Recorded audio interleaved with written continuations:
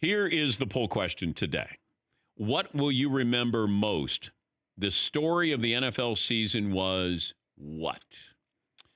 Andrew Luck's retirement, Antonio Brown's career suicide, Lamar Jackson's emergence, Myles Garrett Mason Rudolph fight, Chiefs win the Super Bowl, any others that we've missed?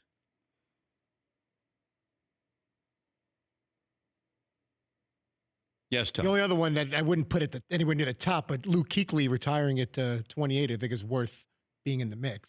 It is. That's not as surprising as Andrew Luck retiring.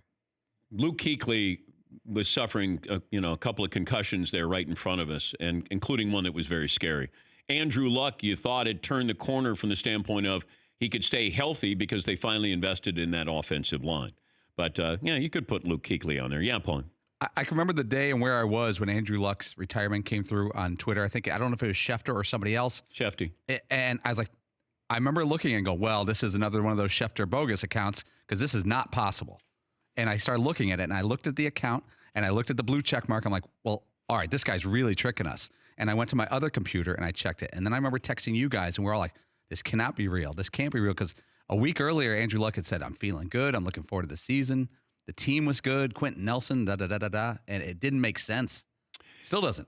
Yeah, I don't know if I would probably go with the emergence of Lamar Jackson because of where he was drafted, what people thought of him. We saw him the previous year get shut down by the Chargers in the playoffs, and we thought, okay, he's sort of a one-trick pony. And then you saw from start to finish that he was great. And then to be the unanimous MVP, I would probably go Lamar Jackson. Yes, he.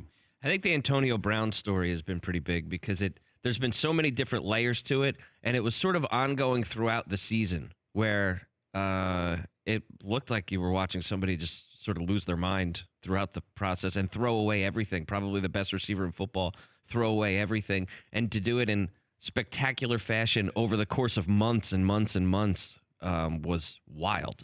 Well, you look at Hard Knocks. Then, of course, he gets in the cryotherapy chamber. He burns his feet. Like, there were just so many things when you start to think about Antonio Brown. I mean, that was reality TV. I mean, that was real reality TV. And he threw away his career. And as I reached out to the Players Association, I told you this a couple of weeks ago. I just said, look, I'm just asking about this as an innocent bystander, but what role can you play in helping Antonio Brown because he's in trouble? And I was told that somebody with the Players Association said, we've tried. He stoned us. He doesn't want us involved in his life. And I said, whether he wants you involved in his life, somebody better get in there because it's going to end up tragic. Yeah, Paul. Going back to the Luck retirement, it was 8:28 p.m. on August 24th when Schefter tweeted it out. The Colts were in the middle of a preseason game. Andrew Luck is starting to get booed, and he doesn't know that everyone else knows. Someone from the Colts PR staff walks over and whispers to him, and you can see the look on his face like, oh, no. And they rush him out of the building. Fans are like cheering and booing, and then he has to hastily do a press conference after the preseason game. It was a wild night. Yeah, whoever leaked that to Shefty, that's shameful because he's stuck there on the sidelines. And I think Shefty was at a wedding. I think he might have been at a reception, and then, we had him on after that, and he said, people were critical of me for, I'm not critical of Shefty doing his job. It's whoever leaked that, to do that to Andrew Luck. He's on the sidelines. They were getting his parents to come in. They were going to have a press conference, I believe, on Sunday, and, word leaked out, and then Shefty reported it.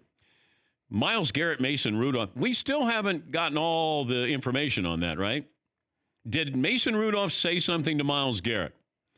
Is Myles Garrett backtracking here? Because if Mason Rudolph really said what Myles Garrett said he said, or his teammates were backing up Myles Garrett, then there should have been more of an investigation here.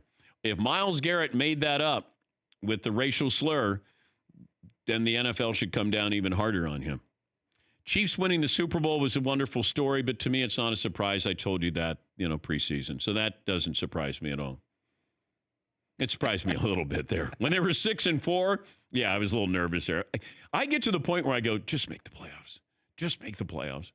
The Eagles, just make the playoffs. That's all I care about. So I can save face. For more Dan Patrick Show, tune into Audience Channel 239 on DirecTV. Stream for free on BR Live or download the Dan Patrick Show app.